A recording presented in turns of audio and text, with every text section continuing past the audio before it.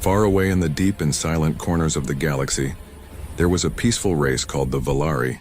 They were not warriors, not explorers, and not conquerors. They were thinkers, artists, and builders of knowledge. For thousands of years, they had lived quietly on their beautiful blue and silver world, surrounded by tall crystal cities that shimmered in their twin suns' light.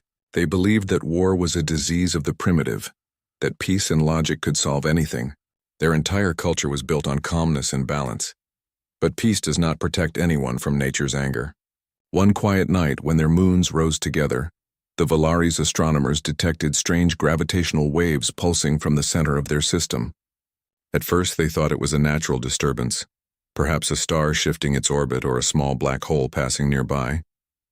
But soon the readings grew stronger. The space around their home began to twist. Oceans rose higher, the ground trembled under their feet, and satellites in orbit were torn apart by invisible tides. The Valari scientists realized with horror that a gravitational anomaly had formed, something like a storm of space and time itself. If it continued, their sun would collapse and their world would be torn to dust. Panic spread across the cities. People filled the sky with emergency transmissions to the Galactic Coalition, the alliance of powerful species that kept order and peace in the stars. The Valari were a member, though a small one, and they had always believed that if danger came, the Coalition would come to help. In the Grand Hall of Glass in the capital city of Velnara, the High Council met. 10 of the wisest Valari leaders stood under the great dome of light, their translucent skin glowing faintly as the room's energy field flickered from the pressure outside. The head of the council, High Scholar Tamar, looked at the gathered faces and spoke in a trembling voice. "If we cannot stop the anomaly, then we must call for help. Send a signal through the deep channels. Anyone must hear us." Some of the council disagreed. They said the old channels were forbidden. That strange signal still haunted them from the wars of long ago. But fear overcame caution. The order was given. In the quiet control room of the old communications array, a massive ring structure orbiting the third moon, technicians worked without rest. They activated codes that had not been used in centuries. Bright blue waves of energy spread from the array, carrying a single message written in the universal symbols of distress. SOS. We are dying. Please help us. The signal left their system, traveling faster than light, passing through layers of space dust nebulae and ancient ruins of forgotten civilizations. The Valari waited. They looked to the stars every night, hoping to see the silver ships of the Coalition appear, bringing medicine, technology, and rescue. But what they did not know was that the frequency they used had been abandoned long ago. Centuries earlier, during the dark times of the Deathworlder Wars, the Coalition had changed all communication bands. The channel the Valari used was one of the oldest ones, one that once connected to a forgotten human network. Humans, the Deathworlders, were a race known for surviving anything. They were creatures from a violent world full of storms, predators, and endless wars. The rest of the galaxy had come to fear them, then avoid them, and finally erase their existence from records after the humans withdrew from galactic politics. No one had spoken to them in generations. So when the Valari signal entered an ancient relay orbiting a dying star, it met an old machine that still bore the human symbol of Earth, 3 lines crossing a circle. The relay's systems flickered to life for the first time in centuries. Dust and ice cracked off its hull. Its artificial brain recognized the message type, distress signal. Following its ancient orders, it amplified and redirected it through the last active human communication channels. Far, far away on the edge of the Milky Way, a small blue planet received it. On Earth, in the cold night of the Northern Hemisphere, Lieutenant Commander Sarah Holt sat at her monitoring console aboard an orbital station. She had been scanning deep space frequencies as part of a routine task, expecting only background noise. But suddenly, her screen lit up with an unreadable code, symbols that did not match any modern database. The system flagged it as Ancient Coalition encoding. She frowned, ran the decryption sequence, and gasped. The words appeared in trembling letters. "We are dying. Please help us." She stared at the message, feeling a strange mix of sadness and curiosity. Earth had not received an alien transmission in decades. After the terrible conflicts known as the War of the Rift, humanity had closed its doors to the galaxy. They had sworn to stay out of other worlds' problems, to heal their own instead. But something in that message, something desperate and lonely, touched Sarah's heart. She reported the signal to Fleet Command. Within hours, the data spread through the entire Earth defense network. Experts analyzed it, trying to find the sender. They traced it back to a region of space thousands of light years away, far beyond human colonies. Some officers suggested ignoring it. Others said it could be a trap. But a few remembered the old human creed: we answer every call. In the great conference hall of the unified fleet, Admiral Reyes, an old man with a scarred face and cold eyes, listened to the arguments. He had fought in the last Galactic War and had seen what humans could do. Yet he also knew that the reputation of their species, the name Deathworlder, was built on fear. Maybe, he thought, this time they could answer a call not with weapons but with help. After long silence, he spoke. Prepare a humanitarian fleet. 3 carriers, medical divisions, engineering units. If there are people in need, we go. The officers around him exchanged looks. Everyone knew that once Deathworlders moved, the galaxy felt their presence.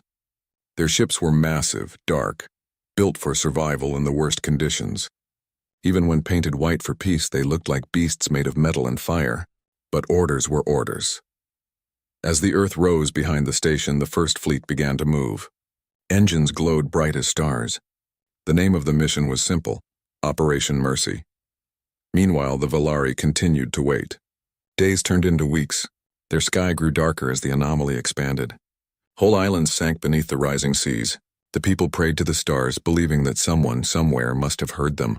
They had no idea that the ones answering their cry were not the gentle healers of the Coalition, but the most feared survivors in the galaxy.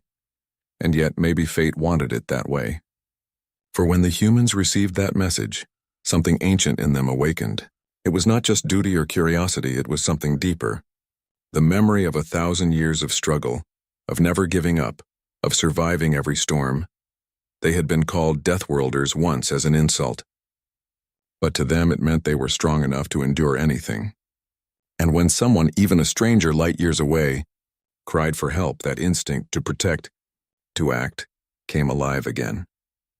So as the Valari world shook apart under the weight of the cosmic storm, far beyond their stars, 3 human ships cut through the dark, carrying not just weapons or machines, but the will of a species that refused to ignore suffering. The Valari had made one mistake. They had sent their SOS into the wrong channel. But sometimes mistakes are what fate uses to change the course of history, because the ones who were coming were not saviors of peace. They were Deathworlders, and when Deathworlders arrive, the universe itself trembles. On the dark side of Earth's orbit, the great human station Horizon Relay floated in silence above the blue planet. Inside, hundreds of officers worked in glowing rooms filled with data screens, light panels, and deep humming sounds of old machinery. Lieutenant Commander Sarah Holt sat at her console again, staring at the strange signal that had appeared days earlier.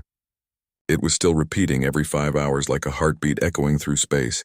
The message was short and simple, but there was something haunting about it. Something so desperate that even the machines seemed to shiver when they decoded it.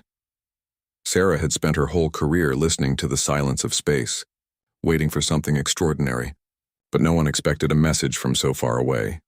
Written in a code older than most of humanity's current technology, the words, "We are dying, please help us," still lingered on her screen. She tried to imagine what kind of world would send such a cry, what kind of people would wait for help that might never come. Down on Earth, the message was already creating quiet waves through the halls of power. At the Unified Fleet Command Center in New Geneva, senior officers gathered in a secure chamber. Admiral Reyes, a man known for both his calm and his iron will, stood before a holographic map of the galaxy. The coordinates of the message blinked as a red dot, 9,000 light-years away, in a region once mapped by the early explorers of humanity's star age. The analysts had already confirmed it. The signal came from a world inhabited by a species called the Valari, a small, peaceful race that had once traded with human colonies centuries ago. Most records about them were lost after the wars, but one thing was clear: the Valari were not fighters. If they were sending an SOS, it meant their situation was truly hopeless. The debate began. Some officers argued that humanity had no reason to interfere. They said Earth had enough problems, that the galaxy had forgotten about humans for a reason. Others warned that this could be a trap, an ancient enemy using a false signal to lure them into hostile space. Sarah, who had been invited to present her findings, stood before the council with a calm but passionate voice. "Admiral," she said, "I know our past with the galaxy is full of blood and fear, but this message, it's not political, it's not military, it's a call for life. We can't pretend we didn't hear it." Admiral Reyes looked at her for a long time. He had seen entire planets burn, and he had commanded fleets that had turned enemies into dust. But there was something in Sarah's words that reminded him of why humanity had once gone to the stars, not for war, but for discovery, for hope, for connection. He turned to his staff and said quietly, "We have been feared for too long. Maybe it's time they remembered another side of us." With that, the decision was made. Within hours, orders were transmitted through the global network. Docking bays opened across the orbital rings of Earth. Massive ships sleeping for years were awakened. Their reactors glowed with deep orange light as systems came online.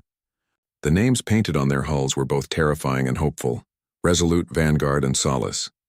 They were warships, yes, but their weapons were sealed. This mission was not one of conquest, but of mercy. Still, no one could ignore what they were. Even unarmed, Deathworlders ships were the most powerful machines in the galaxy. They were built to survive radiation storms, black holes, and planet-killing weapons. Their armor could withstand a sun's heat. Their engines could crush gravity itself. To outsiders, they looked like shadows of gods. The fleet engineers worked day and night. Medical drones were loaded, planetary stabilizers were prepared, and artificial atmosphere generators were attached to cargo holds. Every soldier, scientist, and medic aboard knew that they might not return. A journey of 9,000 light-years meant years of cryosleep and the risk of never waking again, but no one refused. Humans had always answered calls like this. Meanwhile, deep in the intelligence rooms, whispers began to rise. Some officers still remembered the word Deathworlder. To the rest of the galaxy, it meant monsters, beings born on a planet of death and chaos, whose instincts were violence and dominance. Humanity had once ruled with strength, not kindness. So if the Valari truly called for help and humans arrived, the reaction might not be what they expected. Sarah didn't care. She spent her last night on Earth standing near the station window, looking down at the planet. Below her were the cities glowing like fireflies, oceans reflecting moonlight, and the memories of all the wars that had nearly destroyed them. "Maybe," she whispered to herself, "this time we can do something right." On the morning of departure, Admiral Reyes addressed his crew aboard the flagship Resolute. He stood before thousands of officers in the hangar, his voice echoing through the metallic air. "We have been called many things: warriors, destroyers, deathworlders. But today we are something else. Today we answer a call not for conquest, but for compassion. A species cries for help. We go not as monsters, but as the ones who still remember what mercy means." The crew saluted. The engines ignited. The sound shook the void itself. The fleet began its slow rise, leaving Earth's orbit behind like a trail of fire in the darkness. As the ships moved into deep space, Sarah watched from her console as the stars stretched into long white lines. The jump engines prepared for hyperspace. She looked at the glowing coordinates of the Valari system on her display. There was something beautiful and sad about it. A tiny dot among billions, but carrying so much hope. When the hyperspace window opened, it was like falling into a tunnel of light. The ships vanished from normal space, traveling faster than thought, carried by the pulse of human technology older than most civilizations. Inside the quiet of the command deck, Sarah felt both fear and pride. Humanity was once again among the stars, not as conquerors, but as rescuers. Back in the Valari system, the people continued to wait. They didn't know who would come or when. Some of their scientists began to lose hope, believing their signal had been lost forever. But their children still looked up at the sky every night, pointing at the stars, whispering stories that someone was listening, and somewhere across the endless dark, 3 massive Deathworlder ships hurtled toward them. In the middle of the journey, the fleet's communication systems began to receive faint transmissions, fragments of the original SOS still bouncing through the old network. Sometimes the words came through clearly: "Please help us. Our world is breaking apart." Other times only static, but to the humans every sound was a reminder of why they had come. Admiral Reyes spent his nights in the observation dome, watching the stars blur past. He knew what they were walking into. He had seen what gravitational anomalies could do. He also knew the risks of approaching an unstable system. It could tear their ships apart. But still he had no doubt. He had been a soldier all his life, and for once he wanted to fight for something that didn't end in destruction. On the 43rd day of the mission, the fleet passed through the last jump gate. Alarms blared. The forward scanners detected extreme gravitational fluctuations ahead. The Valari system was on the edge of collapse. Whole fragments of rock were drifting through the void, glowing with strange blue light. Sarah stared at the readings in disbelief. "It's worse than we thought," she whispered. "If we don't stabilize the anomaly soon, the planet will be torn apart." Reyes gave the order. "Prepare atmospheric shields. Bring medical divisions online. This is it." The fleet dropped out of hyperspace and the Valari world appeared on their screens, a beautiful sphere surrounded by a halo of shattered moons and lightning storms in space. It looked both alive and dying at the same time. The humans could see the planet's oceans boiling, the clouds twisting unnaturally and massive cracks glowing in the crust. And yet, under all that chaos, they saw cities still shining. People were still alive down there, still waiting for help. The moment was silent. Then Reyes spoke softly. "Open the rescue channels." The communication officers began transmitting a universal message of assistance, announcing that help had arrived. Across the Valari world, old receivers blinked for the first time in weeks. People looked up at the sky as new stars appeared, 3 of them moving fast, their light growing brighter. The Valari did not yet know who these strangers were. They only saw hope descending from the heavens. They thought their saviors had come, but the humans knew the truth. The galaxy still feared their name. The Valari had not called for Deathworlders. They had called for help, and humanity had answered. And as the great ships entered the planet's orbit, engines roaring, the Valari skies filled with light so bright it turned night into day. Their mistake had become their miracle. The Deathworlders had heard their cry, and they were on their way to change everything. The Valari were living in constant fear. Their once beautiful planet was under siege from a massive gravitational anomaly. Oceans swirled violently, mountains shook, and storms ripped across the sky. Cities had been damaged, and citizens had retreated to safe zones. Valari scientists worked day and night, trying to find a solution, but the anomaly was unpredictable and far beyond their understanding. Hope was fading quickly, and desperation filled every corner of the planet. Then, distant points of light appeared in the sky, ships approaching fast, and the Valari realized help had arrived. But these were no ordinary allies. The fleet that appeared was massive, dark, and formidable, unlike any ships the Valari had ever seen. Their hulls were angular and imposing, absorbing light and casting shadows on the clouds below. There was something majestic and terrifying about them at the same time, a sense of power that the Valari could not fully comprehend. At first, small drones descended into the atmosphere. They moved gracefully but with purpose, scanning the planet and immediately assessing the chaotic forces at work. The drones stabilized parts of the atmosphere, repaired damaged satellites, and even redirected dangerous currents in rivers. Slowly, some immediate threats lessened, and the Valari felt a glimmer of hope. Cities that had been on the brink of collapse were now slightly more secure, and some rivers and mountains began to stabilize.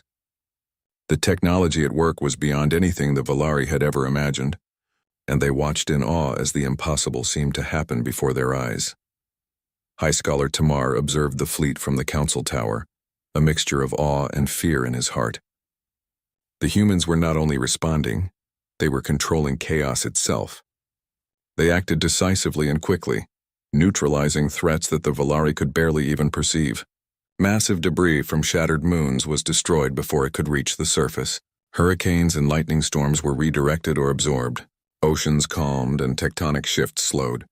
Everything seemed to move under the humans' influence, as though they were bending nature to their will. The Valari tried to communicate with the humans, sending messages and signals, but the language barrier was immense. Surprisingly, the humans understood through gestures, actions, and symbols. Each time danger appeared, they were already in position to deal with it. It was terrifying and reassuring at the same time. The Valari realized these were not normal allies. They were beings of immense power and precision.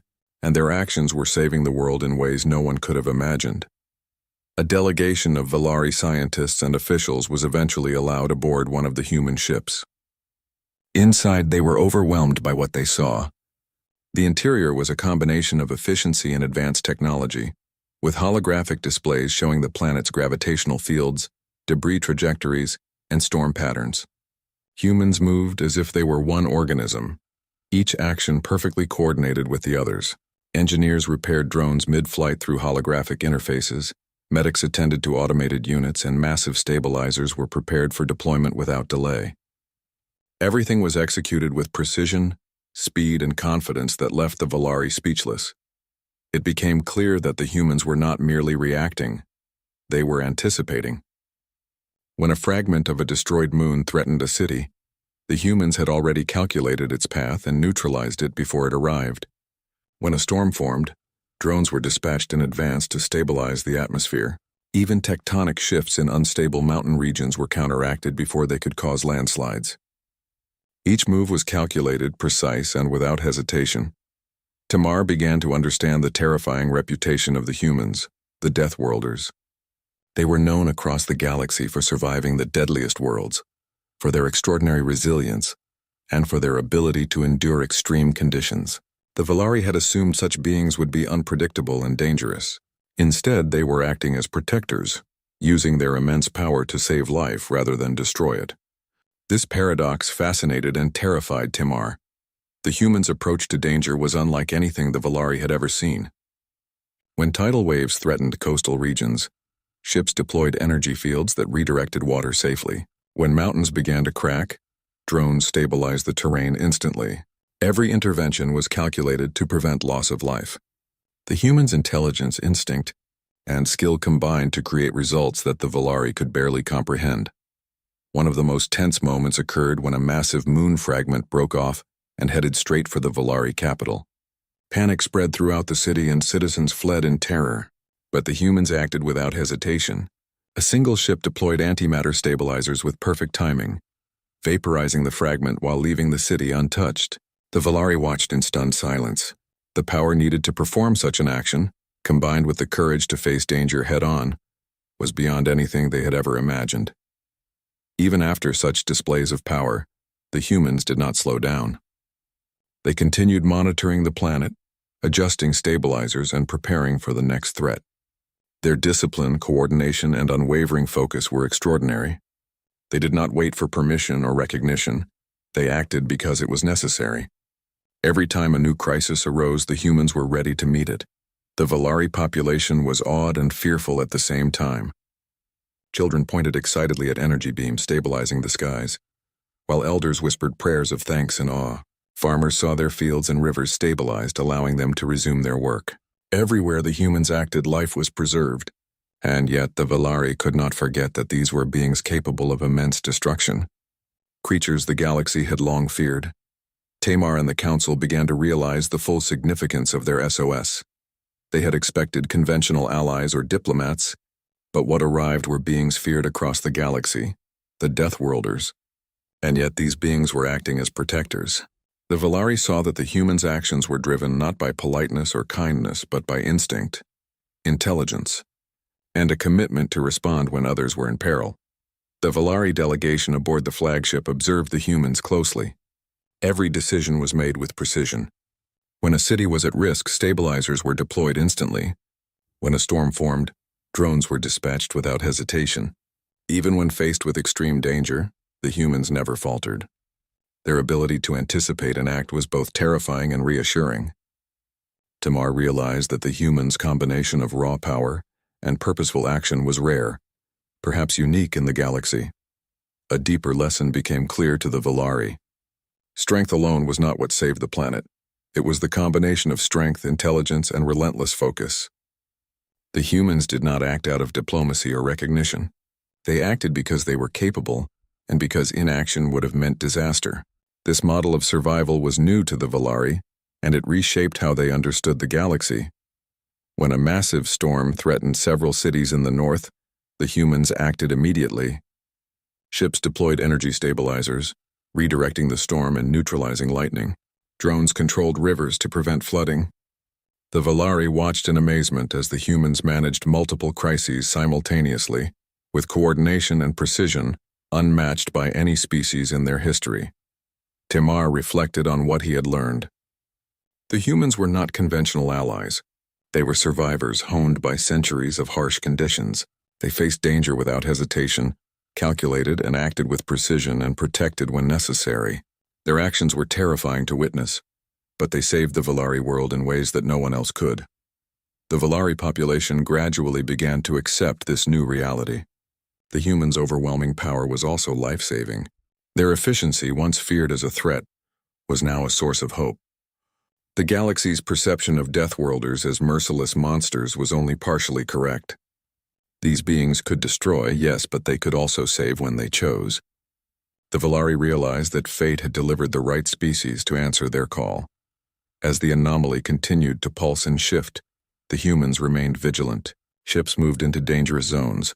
Drones adjusted stabilizers, and every threat was met immediately. Their coordination and fearlessness set them apart from anything the Valari had ever seen. By the end of the third week, the Valari saw the humans not just as rescuers, but as a force of nature. They were unstoppable, precise, and relentless. Terrifying legends had arrived, yet their actions preserved life rather than ending it. Timar understood the paradox of the SOS. The Valari had called for help, and beings of unimaginable power had come. Those beings could have destroyed them, yet chose to save them. For the first time in weeks, the Valari dared to hope. The humans, the galaxy's most feared survivors, acted as protectors. They changed the fate of the Valari world with skill, intelligence, and determination. Timar knew the memory of these events would shape Valari history forever. They had learned that power could save as well as destroy, and that fearsome beings could act with purpose and mercy. And as the fleet continued its work, moving across the skies and orbiting the planet, the Valari realized the truth. They had witnessed a species unlike any other, one that combined survival instincts, intelligence, and overwhelming capability to protect life. The SOS had been answered, and their world had been saved by beings no one would ever forget. The Valari had lived for weeks under a shadow of fear and uncertainty. Their planet, once vibrant and orderly, was now a place of constant danger. The gravitational anomaly that had appeared out of nowhere was unpredictable and devastating. Oceans swelled and churned violently, mountains shook, and storms tore across the skies with destructive force.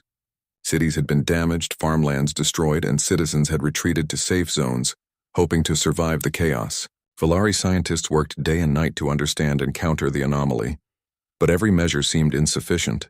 Despair was spreading across the planet, and hope was almost gone.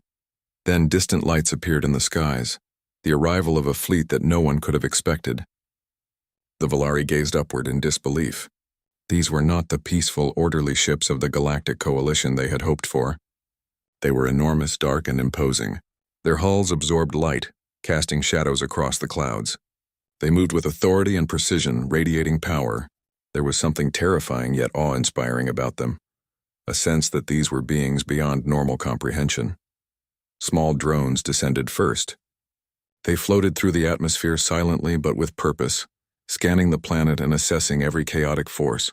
As the drones moved, the Valari could see immediate changes.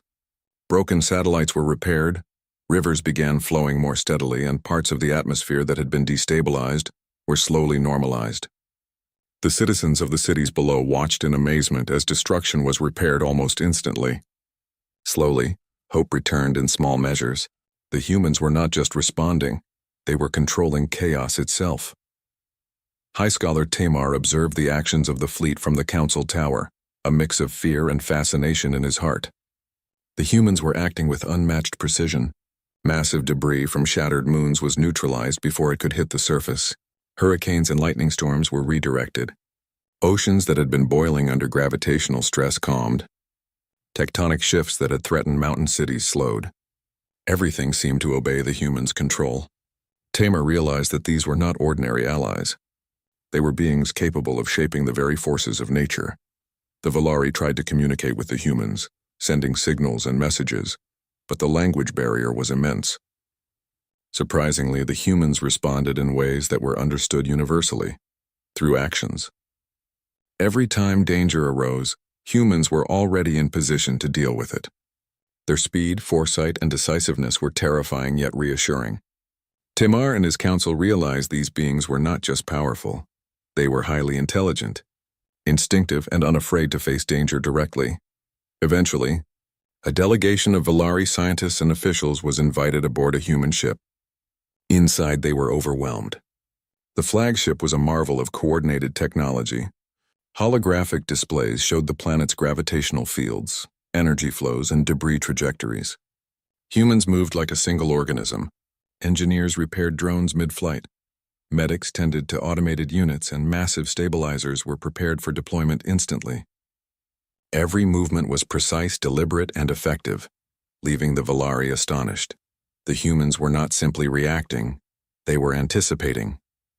When fragments of the moon threatened to hit the cities, the humans had already calculated the paths and neutralized them before they reached the surface. When storms formed, drones were dispatched in advance to stabilize the atmosphere. Even tectonic shifts in unstable mountains were countered before they could trigger landslides. Every action was deliberate and executed with terrifying efficiency. Tamar began to understand the reason the humans were called Deathworlders. The galaxy feared them because they could survive the harshest worlds and endure conditions no other species could. Legends spoke of their brutality in war and their unmatched adaptability. The Valari had expected hostility or unpredictability, but instead these humans acted as protectors. They were using their immense power to save life, not take it. This paradox fascinated Tamar and filled him with awe. The humans' approach to danger was unlike anything the Valari had seen. When tidal waves threatened coastal regions, energy fields redirected water safely into the oceans. When mountains cracked under pressure, drones stabilized the terrain. Every intervention prevented loss of life. The Valari observed and began to see that these humans combined intelligence, instinct, and skill in ways that were beyond imagination. One tense moment illustrated their power fully. A massive fragment of a moon broke away, heading straight for the Valari capital. Panic spread as citizens fled. But the humans acted instantly. A ship deployed antimatter stabilizers, vaporizing the fragment in a controlled explosion without harming the city. The Valari watched in stunned silence, realizing that no other species could have performed such a feat with such precision and courage. Even after these displays, the humans did not stop. They continued monitoring the planet, adjusting stabilizers and preparing for the next threat. Their discipline and focus were extraordinary. They acted not for recognition or reward, but because it was necessary. Each time a new danger appeared, the humans were ready to respond immediately. The Valari citizens were in awe and partly terrified. Children pointed at the energy beams stabilizing the skies, while elders whispered prayers of thanks. Farmers saw their fields and rivers stabilized, allowing them to resume work. Life was preserved at every level, yet the humans' immense potential for destruction was never forgotten. These were beings the galaxy had feared for centuries. Tamar and his council understood the true impact of their SOS.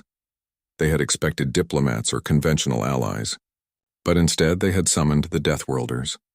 And yet these beings had chosen to protect. Their actions were guided not by kindness but by instinct, intelligence, and a commitment to act when needed. A Valari delegation aboard the flagship observed every detail. Stabilizers were deployed instantly when a city was threatened. Drones were dispatched as storms formed. Even when extreme danger was present, the humans never hesitated. Their combination of raw power and purpose was unlike anything the Valari had ever seen. A deeper lesson emerged. Strength alone did not save the planet. It was the combination of power, intelligence, and relentless focus that made the humans effective. They acted because they were capable, because inaction would have caused disaster. This was a new model of survival, and it reshaped the Valari understanding of the galaxy.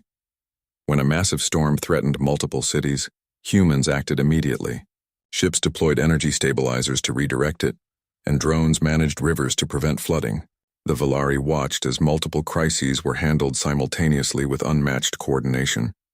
Tamar reflected on what he had learned. These humans were not just rescuers. They were survivors honed by centuries of harsh conditions. They could face danger without hesitation, calculate risks with precision, and act decisively to protect life. Their terrifying abilities were tempered by their choice to save rather than destroy, showing a form of mercy the Valari had never seen. Gradually, the Valari began to accept this new reality.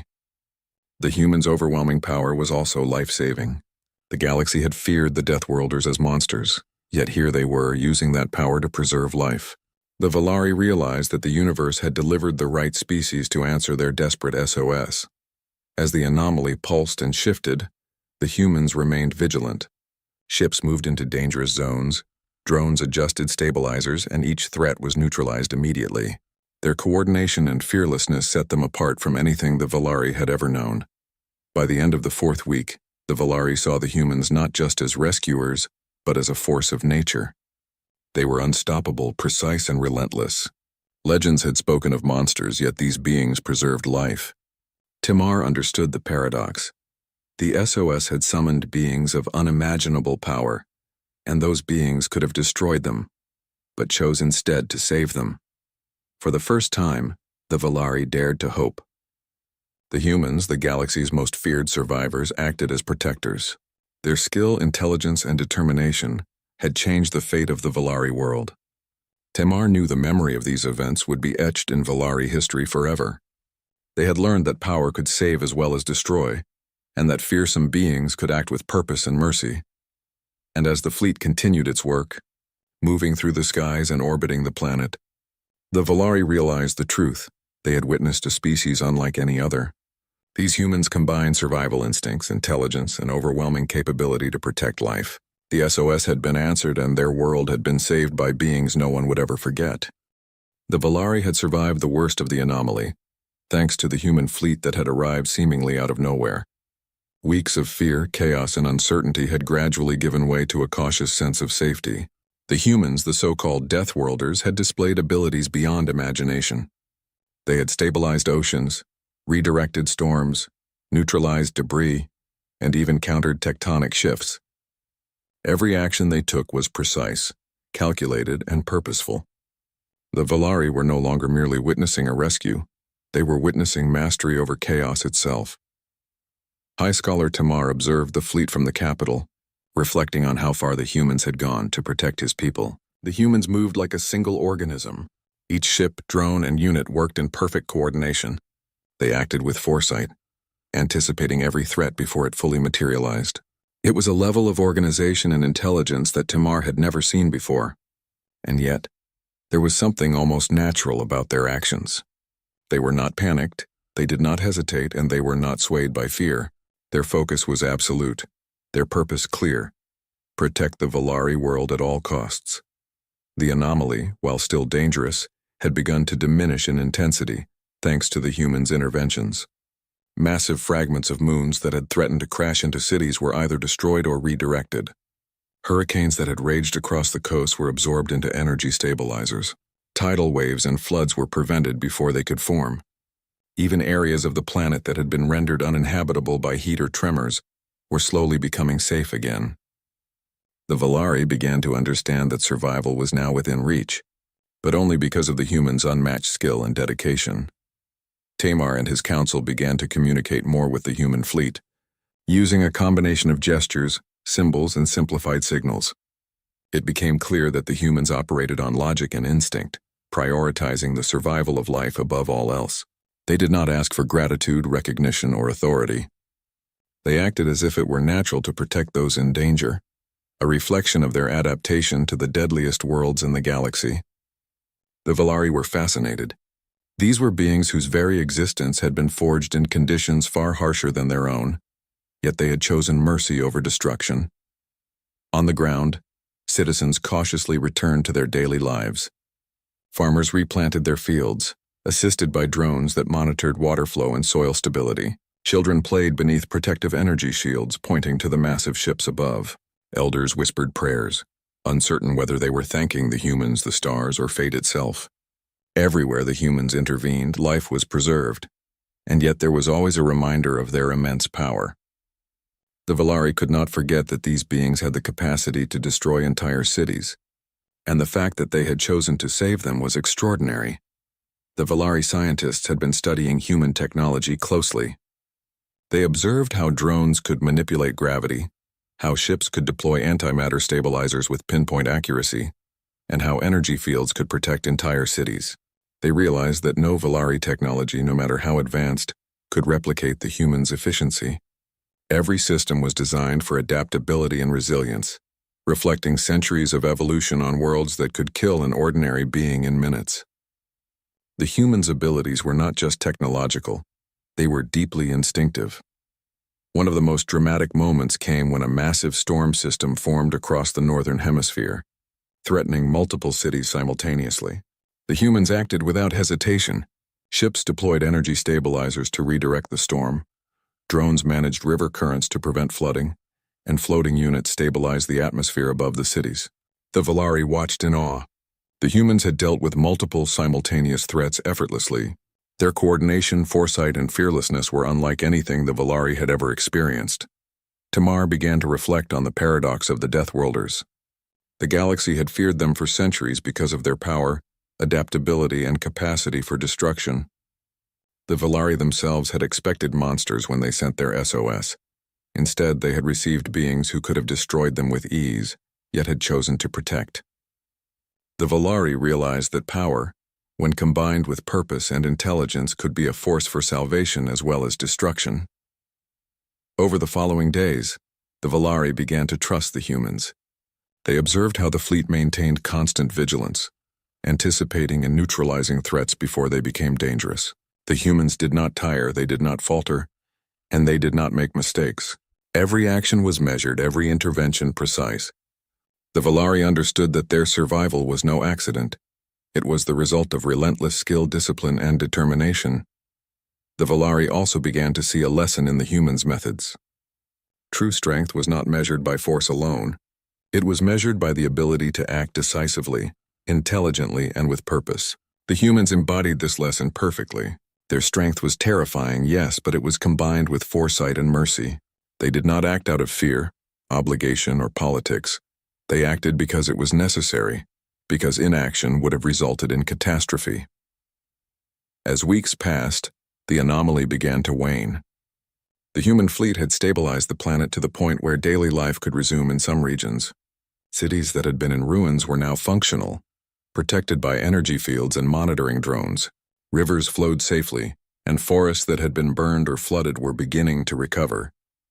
The Valari realized that their world had been saved not by luck, but by beings whose very existence had been forged to survive the impossible. Tamar observed how humans interacted with each other aboard their ships. There was no chaos, no arguing, no wasted motion.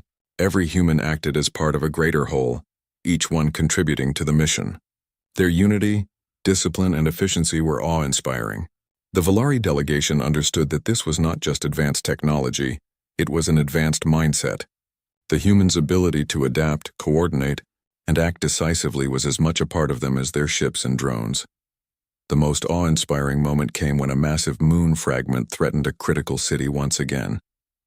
The humans acted instantly. Ships deployed antimatter stabilizers. Drones prepared containment fields, and the fragment was destroyed in a controlled explosion. No Valari technology, nor any other species in the galaxy could have achieved such precision. The citizens of the city watched in disbelief as the danger vanished without a scratch. The humans had once again proven their unmatched skill and dedication. The Valari slowly began to understand the paradox of the SOS. They had called for help expecting conventional allies, yet the beings who arrived were the most feared species in the galaxy.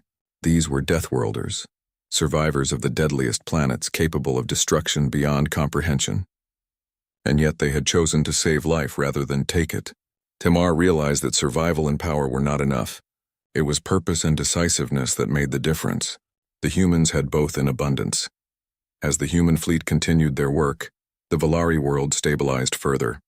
Citizens cautiously resumed life, knowing they were under the watchful protection of beings far stronger than any threat they could face. Farmers, children, and elders alike had all witnessed the humans' incredible abilities. The Valari began to see them not just as protectors but as legends brought to life, a force of nature that combined fearsome power with mercy and purpose. Tamar reflected on the lasting lesson. The humans had changed the Valari's understanding of strength, survival, and responsibility.